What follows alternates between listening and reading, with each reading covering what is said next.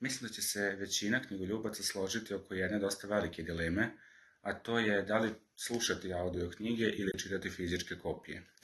U ovom videu predstavit ću vam top 3 benefita korišćenja audio knjiga i to baš preko aplikacije Knjiga priče. Prvi razlog je definitivno ušteda vremena i multitasking.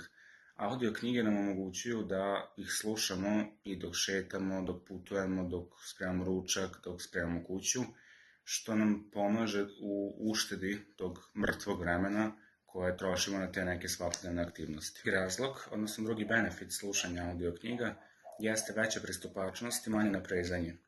Ako ste umorni, ako imate manja koncentracije i ne možete da se posvetite nekoj fizičkoj kopiji, audio knjige su odličan izbor upravo za te stvari, a preko aplikacije Knjiga priče imate širok dijapazon, tačnije izbor knjiga koji možete da slušate i po različitim žanrovima. Dakle, imate i klasike, i beletristiku, i to na čak 3 jezika, na srpskom, hrvatskom i na makedonskom. Treći finalni benefit, jedan od najbitnijih i najvažnijih, jeste narator.